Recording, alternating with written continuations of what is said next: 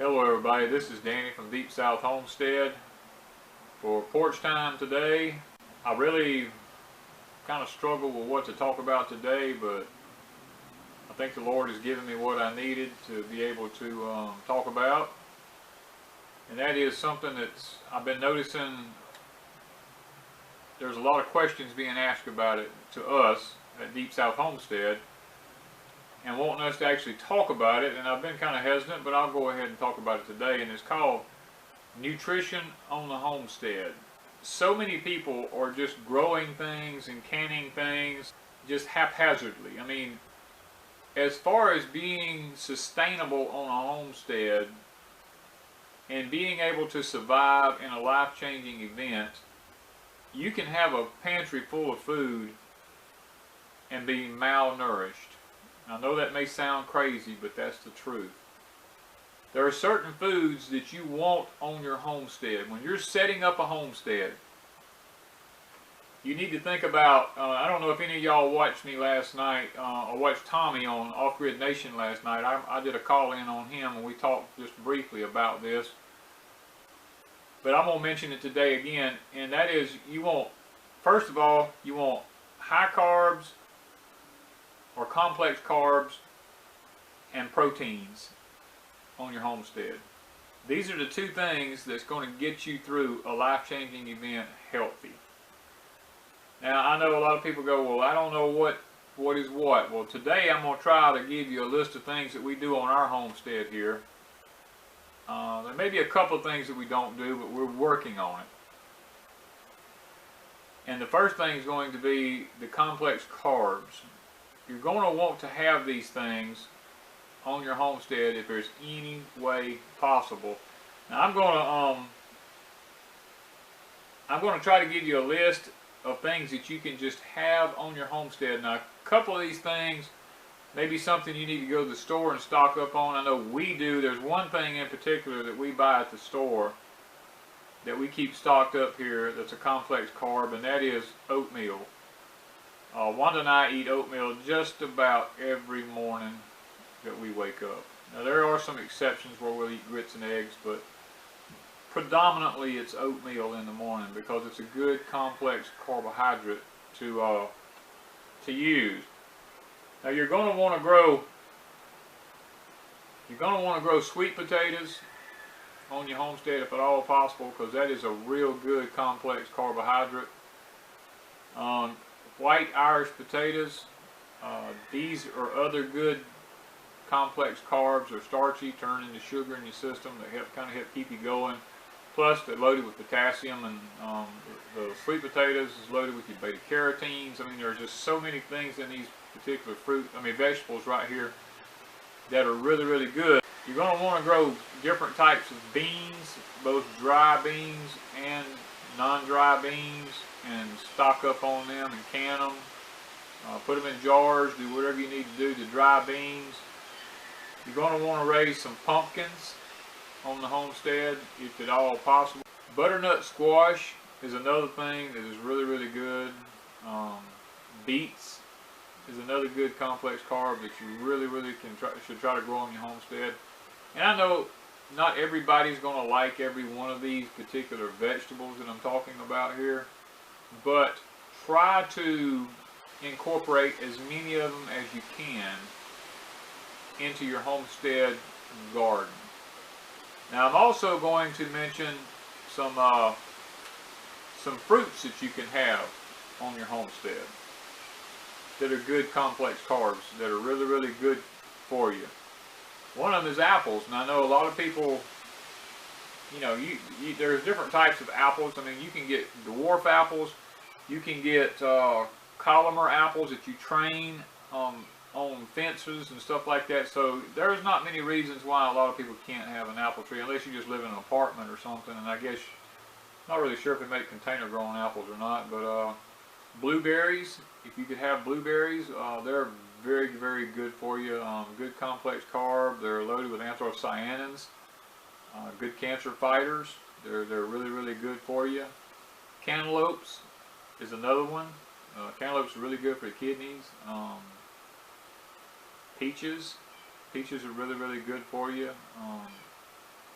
Grapes is another one that you can grow on a homestead. These are foods I'm telling you about, fruits that are really easy to grow. Strawberries is going to be another one that's going to be good for you to grow on your homestead. Blackberries, plums. I'm just going down a list of things that we grow here on our homestead. Pears. That's some of the things I can mention that we grow here on our homestead. That's good to have on a homestead as far as a complex carbohydrates concerned. Now, not only are you going to want to have complex carbohydrates, but you're also going to want to have low carb, high nutrition is going to be another way that you're going to want to go. You don't always want to be loading up on carbs, but sometimes you have to have things that are low carbohydrate, especially if you're diabetic or something like that. You're going to want low carb, but you're also going to want a lot of nutrition in something. And those are going to be plants that are, some of them are cool weather plants like broccoli. Broccoli is good for you, good cancer fighter. Kale is going to be another one. Kale is really good to grow on a homestead. Asparagus is another good one that we grow here. Spinach is another good one. Tomatoes is something that we grow here on our homestead. Peppers, both red and yellow and green.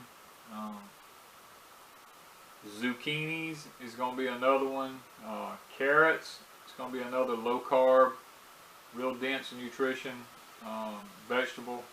Green beans, peas, cauliflower, onions. These are all low carb, dense nutrition foods that you're going to want to try to raise on your homestead to keep you healthy in the event of a life-changing event takes place. Now let's mention a few of the proteins. Now, some protein-rich foods are not necessarily going to be all vegetables. If you live on a homestead and you've got chickens, then the eggs are going to be some really, really good protein sources for you. If they're free range, you got your good omega-3s in there. There's a lot of controversy out there about eggs, about cholesterol and stuff like that, and I'm not sure I buy into that. But not only eggs, but chicken breast. Now, you've got chickens, but if you do the eggs from the chickens, then you got the chicken breast. Chicken breast is a good protein source. Not only chicken breast, but if you're on your homestead, if you've got turkeys, then turkey breast, turkey eggs, these are both things on the homestead that some people grow different nut trees, say walnuts, pecans. It just depends on what part of the country you live in as to what nuts are plentiful for where you're at. Some people may have almonds, cashews. I mean, these are all nuts that are really, really good protein sources for you. Grass-fed beef is another good protein source for you. If you've got a little bit of acreage, and it takes an acre per cow. I used to raise cattle myself, and then that's kind of the rule of thumb, is 1 acre per cow. And that is a good protein source. Your rabbit meat is another good protein source. Lamb is another good protein source.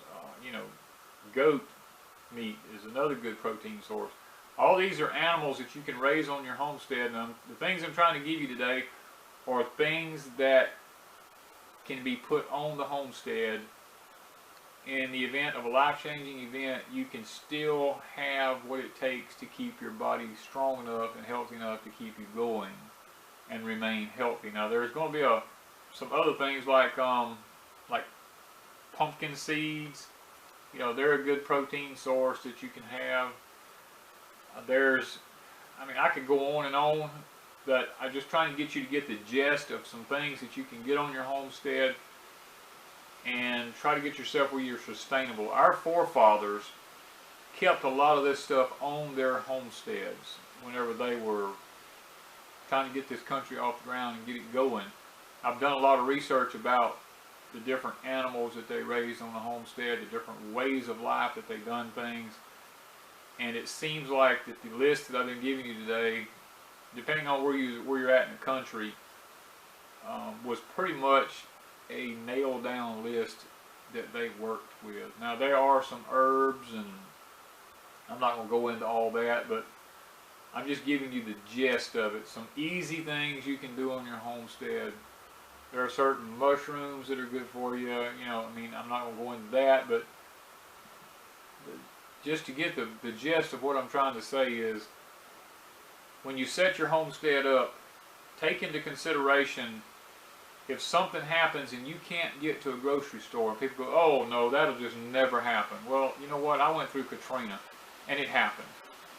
It was a small scale thing here in the country, but it could very well have happened, you know, on a large scale. There could be something like an eruptive volcano. They're talking about this one in Yellowstone Park out here, erupting, because they're saying that the magma underneath it is just really growing at a rapid rate right now, and they're getting very concerned about it. I mean, say for instance something like that happened, or the power grid gets knocked out for some reason. We have solar flares, or you know, some sort of a terrorist attack or something like that, and it knocks the power grid out and you can't get to a grocery store. I know I went here after Katrina 26 days without electricity. It didn't do me any good to go to a grocery store because there was no electricity. Everything was in the freezers and the coolers and all ruined. So, you know, there was no need to go to a grocery store because they didn't have anything. Luckily, we had enough food stocked up that I never really saw it that much of a difference myself here. But there was a lot of people where I went to church. Our church set up a food pantry and fed upwards of 500 to 1,000 people a day that just did not have any food. That was what the eye-opener was for me. I looked around and I saw people that had not prepared. They always felt like things was going to go on being like it was. And the truth of the matter is, folks, that may not necessarily be true. The government may not always be able to step in. With the debt that we owe now in this country, I would be far-fetched to believe that the government, if there was a massive life-changing event took place in this country, that the government could reach everybody. What would you do if you couldn't get any help from the government? So it's something you want to think about on your homestead, is you want to make sure you get these high carb or low carb, high nutrition or high protein foods growing on your homestead for your health purposes, because in a life-changing event, there's not going to be any going to a doctor. There's not going to be running to the pharmacy and getting medicine. That's just not going to happen. You're going to have to put together meals off of what you can get your hands on to survive healthy. And I see all these people talking about growing, oh, I've got a beautiful lettuce garden, or I've got this beautiful salad garden. You know, those things are great if you're looking for some fiber, but if it's going to be something that's going to be sustainable and keep you going, that's just not going to do it. It'll keep you going for a little while, but it's not going to keep you going if you have to get out and really toil and sweat for your substance. That's just not going to keep you going. You're going to have those carbs, nutrition, and proteins in your body. Now, I'm not a nutritionist, don't get me wrong, but I know enough about the makeup of the body to know that you got to have these things to keep you going. Because if you don't believe me, try doing without some carbs, or try doing without some protein, or try doing without some nutrition, and get out here and start doing some hard work and start sweating and just see how long it is before your body lets you down. Because it will let you down quickly. Now, I'm not trying to tell people what to put on their homestead. I'm just telling people what we do on our homestead. It has worked for us. My thing to you would be, try to figure out what works for you. Look at your own body makeup. If you're a diabetic and you can't do the high carbs, then start focusing on some proteins and low carbs with high nutritions. I mean, you know, figure out the makeup of your body and your family's makeup, and sit down and try to figure out what foods out of the lists that I've given you that you could have on your homestead in large quantities so that you can survive in the event that a life-changing event takes place. Today on Porch Time, that's kind of what was on my mind. After talking to Tommy last night on Off Grid Nation, I come to the conclusion that there's just a lot of things a lot of people are not aware of. One of them, Tommy was mentioning, he asked me about how much land that I think someone needs. Well, just to be honest with you, there is a rule of thumb about that, and that is 1/2 acre per person in a family to raise enough food to last for a year. I know a lot of people goes, oh my word, there's just no way I could do this because I just don't have the land. Well, and I understand that. That's why I gave you this list. Try to figure out in that list what you can come up with. And I would encourage each one of y'all, as you look through this list that I gave you, if you can't raise it where you're at, try to figure out some way to start stocking it up, like pecans, any of the nut family, walnuts, anything like that. Start buying you some bags of them and throwing them over in a freezer, because they'll last in a freezer forever, frozen. You know, your peanuts and stuff like that, those things will last in a freezer, frozen. You might want to think about honey. Honey is a real nutritious, dense food. It's a good medicinal food. It will last forever. If it turns to sugar, you just put it in a pan of warm water, heat it, it reconstitutes, goes right back to a liquid, and you can use it. I mean, I could go on and on and on, but for the sake of time, I'm not going to do it. I think y'all kind of get the gist of where I'm going with it. Survey your situation is what I would say. That's what Wanda and I did. We surveyed our situation here. In the event that we have a life-changing event take place and we have no electricity, we have no way of getting to a store or anything because of, say, a hurricane or whatever, then we have the proper nutrition here on our homestead to sustain us for an extended length of time, so that we don't have to worry about our health breaking down from having to get out and work hard work to try to keep ourselves going. Thank you from Deep South Homestead.